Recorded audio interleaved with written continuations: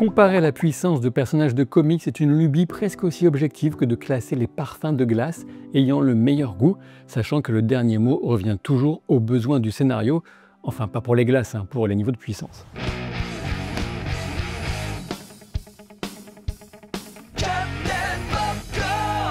Ce n'est pas pour autant que ce n'est pas un exercice amusant, or donc, même si la puissance des personnages dépend essentiellement du bon vouloir des scénaristes, l'équilibre du MCU s'apprête-t-il à être rompu avec le film Les 4 Fantastiques Premier Pas? Vive la pistache! Si je vous parle de la puissance au sein du Marvel Cinematic Universe, vous penserez sans doute à Thor, à Thanos, d'autant plus avec les pierres d'infinité, à Sentry, introduit dans les Thunderbolts, à Wanda Maximoff, à Loki en fin de saison 2 de sa série éponyme. Si vous êtes plus pointu, vous évoquerez certainement Dormammu, les Célestes, ou à tout le Gardien, Éternité, ou encore la Mort. Avec les 4 Fantastiques, plusieurs poids lourds seront enfin introduits dans le MCU, à commencer par Galactus, ultime survivant de l'univers précédent. Il s'appelait Galan, avant de devenir Galactus, un mécanisme d'équilibre universel qui absorbe des planètes. Rien que ça. On peut estimer qu'il est le premier être vivant de l'univers actuel et le dernier du précédent. Son rôle le situerait comme une force d'équilibre entre l'existence et la mort.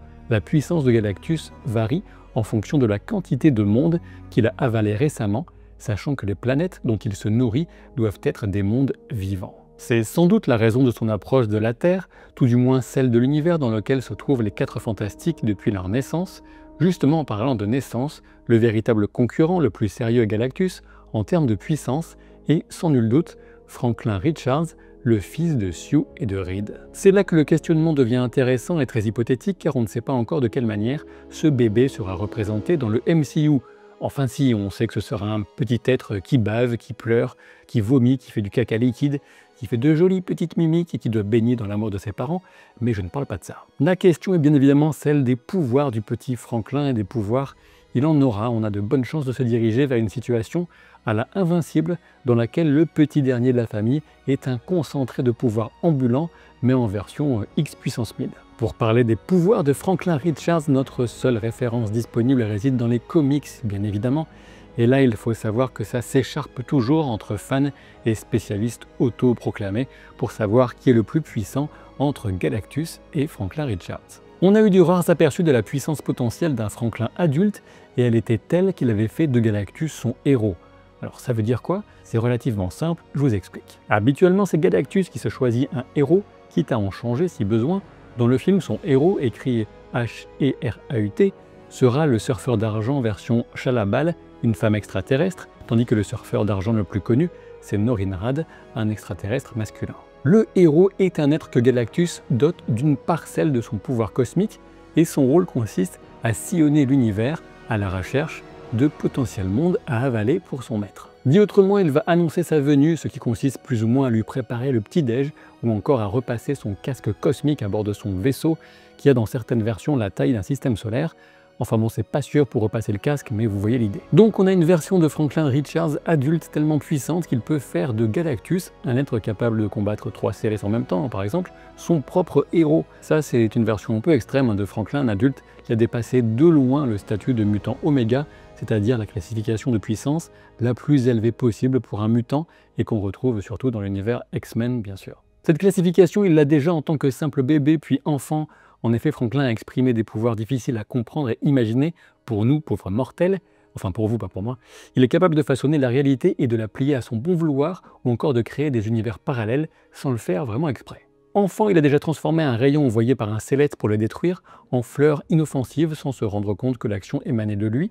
On parle d'un gamin dont l'esprit est trop puissant pour que Charles Xavier puisse y entrer, un être dont la capacité à modeler la réalité ferait passer Wanda Maximoff au top de sa puissance pour une amatrice ou une prestidigitatrice, pas facile à dire. Outre cette capacité incroyable à façonner la réalité à sa guise, Franklin est aussi un télépathe extrêmement puissant, sans parler des rayons de force, de la télékinésie ou encore de la projection astrale. Franklin est aussi doté de préscience, il aurait donc des visions du futur et pourrait sans doute agir inconsciemment sur le présent pour empêcher ce futur de survenir s'il ne lui plaisait pas.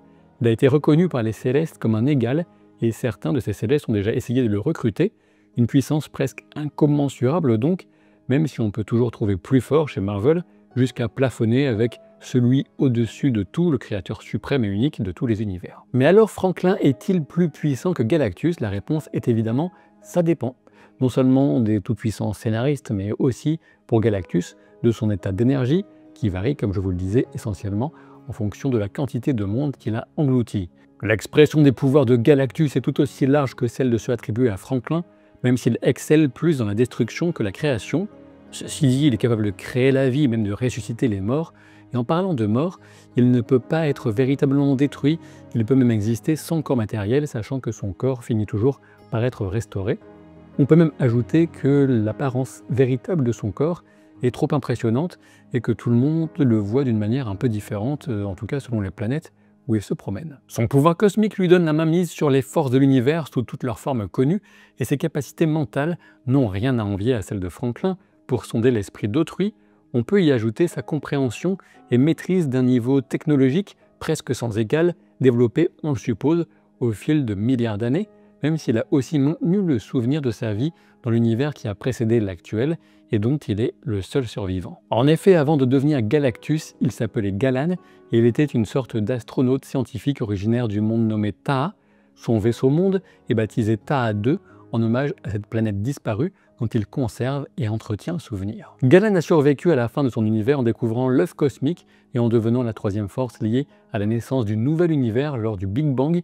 Il est donc d'une certaine manière plus ancien qu'Éternité et la mort, ou aussi ancien, même si techniquement ces deux entités lui sont supérieures dans l'ordre cosmique. Ce qui nous permet aussi en théorie du moins de confirmer que l'être le plus puissant jamais montré dans le MCU jusqu'à présent est bel et bien Éternité, dont on aperçoit brièvement la silhouette dans Thor 4, lorsque Gorr est agenouillé face à elle. Ceci dit, il existe bien sûr des débats quant à la puissance maximale de Galactus face à Éternité, mais ce sont plutôt des questions conceptuelles et presque philosophiques, philosophie de comptoir en tout cas, qui prennent alors le dessus.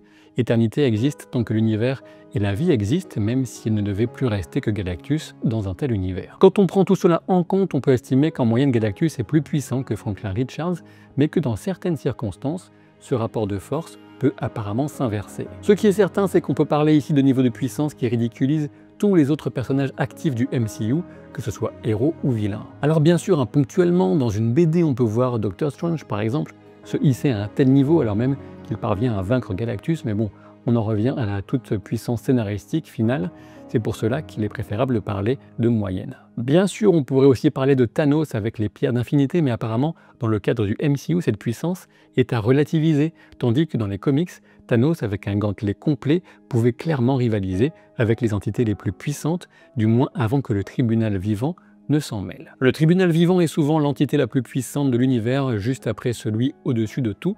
Il est souvent le dernier recours vers lequel se tourner lorsque l'équilibre total de l'univers est mis en danger du fait des actions de tel ou tel excité, aux pouvoirs incommensurables, et il tremble rarement le tribunal, quelle que soit la menace à prendre en considération. Après avoir dit tout cela, on conserve une certaine incertitude quant au rôle actuel de Loki dans le maintien de la cohésion de la réalité, étant donné qu'il a accepté de prendre sur lui l'ensemble des branches de temps et de réalité alternatives pour éviter que tout ne soit effacé. On ignore quelle est l'étendue actuelle de ses pouvoirs. Il serait intéressant de voir quel rôle sera attribué à Loki dans Avengers Doomsday, à supposer que les scénaristes parviennent à démêler les fils d'une telle histoire de manière satisfaisante. D'ici là, il fait peu de doute que Franklin Richards sera un enjeu important. En effet, dans certaines histoires, il est même ce qui motive Galactus à s'intéresser à la Terre.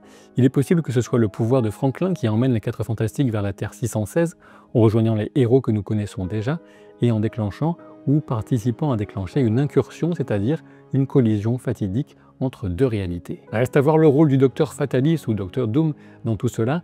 Peut-être sera-t-il celui qui, dans sa réalité du moins, a réussi à vaincre Thanos, mais en survivant, contrairement à Tony Stark. Il aura sans doute accumulé un pouvoir immense, reste à savoir comment et quelles seront ses intentions. Peut-être en aura-t-on un aperçu dans une scène post-générique des 4 Fantastiques, mais rien de garanti. On pourrait me faire remarquer avec justesse que je n'ai pas évoqué ici la puissance de certaines versions de personnages vues dans la série d'animation What If. En effet, une variante de Doctor Strange ou encore d'Ultron seraient de sérieux candidats dans les classements des êtres les plus puissants du MCU. On a aussi des points d'incertitude autour de Mephisto récemment introduit, même si a priori, aussi puissant soit-il, il reste nettement en deçà d'un Galactus. Il va de soi que c'est une discussion sans fin, alimentée par un canon en évolution perpétuelle et qui ne peut pas donner lieu à autre chose que des conjectures amusées sur un sujet qui ne répond à aucune règle définitivement établie. J'espère que mes élucubrations sur ces entités cosmiques et sur le bébé Richards vous ont plu. Pensez à vous abonner à la chaîne pour ne pas vous retrouver en condiment sur un cornichon de Galactus ou, pire encore, sur un popcorn de mon propre bucket cosmique, étant donné que mon pouvoir écrase bien entendu celui de tous les cités précédemment. Ainsi va l'univers. Je vous dis à très vite pour de nouvelles aventures. Salut!